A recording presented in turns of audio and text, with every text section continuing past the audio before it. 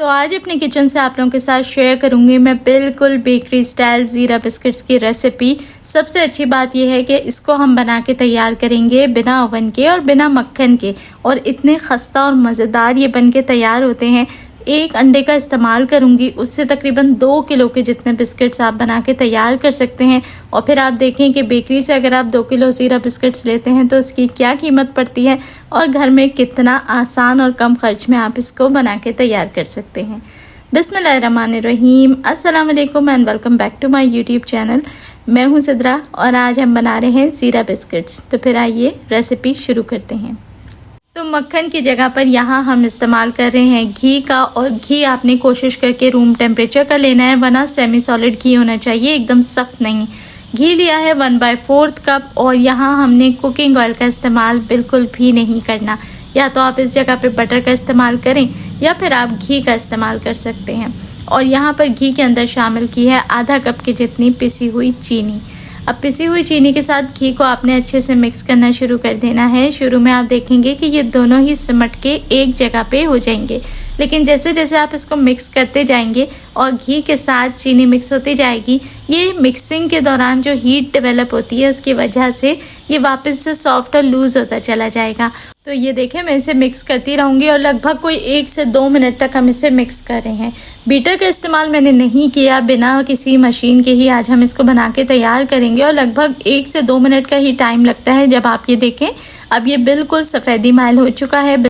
तो अब मैं इसके अंदर शामिल करूंगी सिर्फ एक अंडा। अंडा रूम टेम्परेचर का होना चाहिए। अगर फ्रिज में रखे हुए हैं तो 10 मिनट पहले निकाल के आपने बाहर रख देना है। अंडे के साथ भी इसे अच्छे से मिक्स कर लें। अंडा ऐड करने से बहुत ही ज़बरदस्त बाइंडिंग आती है, साथ ही साथ बिस्किट खस्ता बनता है, एकदम कड़क नहीं बनता, बल्कि बहुत ही खस्ता सा बन के तैयार होता है। अंडे के साथ इसे बहुत अच्छे तरीके से आपने कर लेना है मिक्स, के ये देखें ये फोमी क्रीमी फॉर्म में आ जाए, बिल्कुल से लाइट और अच्छा सा मिक्स हो जाए। तो क्योंकि ज़ीरा जो बिस्किट्स होते हैं वो बहुत तेज़ मीठा नहीं होते, बल्कि वो थोड़ा सा सॉल्टिश टेस्ट में आ रहे होते हैं, तो इसमें मैंने 1/4 टेबल स्पून यानी सिर्फ 1/4 चम्मच ऐड किया है नमक, ताकि हल्का सा नमकीन जायका भी दें। ज़ीरा शामिल करेंगे तकरीबन 1 टेबल स्पून के जितना, आप अपनी चॉइस के हिसाब से कम या ज़्यादा कर सकते हैं। अच्छा, इसके अंदर एक मखसूस बेकरी के जो ज़ीरा बिस्किट्स होते हैं उसमें एक टेस्ट आ रहा होता है जो मुंह में रह जाता है, बहुत ही मज़े का लगता है। वो टेस्ट आता है मिल्क पाउडर से। तो यहाँ 2 चम्मच के जितना मैंने शामिल किया है मिल्क पाउडर। कोई भी मिल्क पाउडर ले लें, अच्छे से मिक्स कर लें। चलें जी, अब बारी आती है इसमें मैदा शामिल करने की। 1 कप भर के मैंने मैदा ऐड किया है, और मैदे को हमेशा छान के शामिल करें। साथ ही इसमें जाएगा 1/2 टेबल स्पून के जितना बेकिंग पाउडर। अच्छा, बेकिंग सोडे का इस्तेमाल मैं बिस्किट्स में बिल्कुल नहीं करती, तो सिर्फ और सिर्फ आपने ऐड करना है बेकिंग पाउडर। अब दोनों चीज़ों को छान के आपने शामिल कर देना है, और शुरू में आप स्पैचुला की मदद से इसे थोड़ा सा मिक्स कर लें, ताकि ये जितना ड्राई फ्लावर है ये अच्छे तरीके से मिक्स हो जाए। इतने कोई मज़े के ये बिस्किट्स बन के तैयार होते हैं, और यकीन करें बेकरी से आप ख़रीदने जाएं, काफ़ी सारे पैसों में आपको थोड़े से बिस्किट्स मिलते हैं, लेकिन घर में आप थोड़े से पैसों में काफ़ी सारे बिस्किट्स बना के तैयार कर सकते हैं, और बना के स्टोर भी कर सकते हैं, और बिना ओवन के भी बना के तैयार कर सकते हैं। इतना आसान इसका प्रोसीजर है। अब देखिए, मैदा ऐड करने के बाद स्पैचुला की मदद से जहाँ तक ये मिक्स हो रहा है वहाँ तक हम इसको मिक्स कर लेंगे। उसके बाद हमने इसको नीट करना है प्रॉपर हाथों के साथ। तो ये देखिए, अब सारी चिपचिपाहट इसमें से ख़त्म हो गई है, और ये जो साइडों में लगा रह जाता है ना, इसको भी हमने क्या करना है कि स्क्रैप कर लेना है। स्क्रैप करने से जितना भी वहाँ पे जो भी चीज़ लगी हुई है, चाहे वो मैदा है, चाहे वो घी है, जो कुछ भी है, वो स्क्रैप करके हम एक ही दफ़ा सेंटर में कर लेंगे, ताकि हम इसे प्रॉपरली नीट कर लें।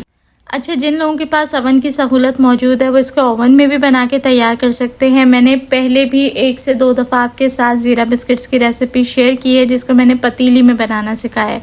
तो अगर आप चाहें तो इसको पतीली में भी बेक कर सकते हैं, बहुत ही आसानी के साथ। मैं प्रोसीजर बता दूंगी, लेकिन मैंने आज की इस रेसिपी को बनाया है माइक्रोवेव ओवन में, और यकीन करें एक दफ़ा आप ट्रे रखें, 5 से 7 मिनट लगते हैं और आपके बिस्किट्स तैयार हो जाते हैं, और फिर बना के आप स्टोर कर लें, और जब भी चाय बनाएं तो चाय के साथ आप इसको एंजॉय कर सकते हैं। चलिए जी, अब ये देखें मैं हाथों की मदद से सारा साइडों से समेटते हुए इसको बिल्कुल जैसे हम रोटियों के लिए आटा गूंथते हैं ना, उसी तरीके से साथ साथ नीट करते जाएंगे और साइडों से बहुत अच्छे तरीके से इसे मिक्स करते जाएंगे। अब चीज़ों का परफेक्ट रेशो हमने ऐड किया था, जिसकी वजह से हमारा एक परफेक्ट सा डो बन के रेडी हो चुका है। ये देखें अब मैंने इसे प्रॉपर नीट कर लिया है। अब हम चलते हैं फाइनली बिस्किट्स बनाने की तरफ। पतीले को प्रीहीट होने आप इसी स्टेज पे रख दें और जो लोग अवन में बनाएंगे वो अवन को भी प्रीहीट करना स्टार्ट कर दें। चलें जी, बेकिंग डिश ले लेंगे, थोड़ा सा इसमें ऑयल बटर या घी लगा के इसे ग्रीस कर लेंगे और उसके बाद हमने इसके ऊपर बटर पेपर या पार्चमेंट पेपर लाजमी रखना है। बहुत सारे लोगों का सवाल होता है कि जब हम ट्रे को ग्रीस कर लेते हैं तो बटर पेपर रखने के बाद उसे ग्रीस करना है ऑयल से या नहीं करना, जैसे कि अमूमन हम केक्स में करते हैं। तो यहाँ पर मैं बता दूँ, देखें बिस्किट्स के लिए ना, अब ये जो बटर पेपर लगाया है बस इसको अब हमें ग्रीस करने की ज़रूरत नहीं है। अगर हम इसको भी ग्रीस कर देंगे तो बिस्किट्स के अंदर एक नमी रह जाती है, खस्तापन नहीं आएगा क्योंकि नीचे से घी लगा हुआ होता है ना, तो फिर उसकी नमी बिस्किट्स में आ जाती है। चलिए जी, अब आपने क्या करना है, एक शॉपर सभी के घरों में मौजूद होती है, शॉपर लेनी है, ऊपर और नीचे वाले हिस्से से कटिंग कर लेनी है और एक तरफ की साइड्स को भी काट के आपने खोल देना है। तो इस तरीके से हमारे पास शॉपर बन के तैयार हो चुकी है। अब ये देखें हमारे पास जो बिस्किट्स का मटेरियल था ये इस वक्त काफ़ी ज़्यादा है, तो आधा ले लें, एक वक्त में आराम से बिस्किट्स बनाएं और बाकी आधे के आपने दूसरी शिफ्ट में बना लेने हैं। तो थोड़ा सा इसे इस तरीके से पेड़े की तरह बना लें, शॉपर के ऊपर रखें और दूसरे हिस्से को भी हमने शॉपर के बराबर कर देना है। अब हमने बेलन की मदद से इसको बेल लेना है और हमने इसको कितना बेलना है, जाहिर सी बात है चपाती जितना पतला हमने नहीं करना, लेकिन हमने इसको तकरीबन हाफ से भी कम इंच की थिकनेस रखनी है और इतना हमने बेल लेना है, क्योंकि बिस्किट्स हैं तो बिस्किट राइस भी होते हैं तो वो दोबारा से थिक हो जाते हैं। तो बहुत ज़्यादा मोटा आपने नहीं रखना, थोड़ा पतला रखें ताकि हल्के से खस्ता क्रिस्पी से बिस्किट्स बने, बहुत ही मज़े के। तो ये देखें हमने गोल इस तरीके से बेल लिया है रोटी की तरह। अब हमारे पास कोई भी कुकी कटर या कोई भी जो गोल कटर मौजूद है, कोई ढक्कन है, उसकी मदद से आपने बिस्किट्स की शेप में इसको कट कर लेना है। अगर मैं ऊपर और नीचे बटर पेपर लगाती शॉपर के बजाय तो बटर पेपर क्या होता है, फट जाता है और फिर वो सॉफ्ट हो जाता है, चिपक जाता है, तो उसमें थोड़ा सा काम बढ़ने का चांस होता है। तो बेहतर है शॉपर ले लें, शॉपर पे रख के आसानी से आप कटिंग करें, एक्सेस जो है वो साइडों से निकाल दें, दोबारा से इसको गूंद लें और फिर इसके बिस्किट्स बनाकर इसी तरीके से निकाल लें। शॉपर में ये देखें बहुत ही आसानी के साथ हमने इसको उठा लिया है और अब जो बेकिंग डिश है उसके अंदर रखेंगे और सारे बिस्किट्स हम इसी तरीके से तैयार कर लेंगे और एक्सेस को हमने साइडों से रिमूव करके दोबारा से गूंद लेना है।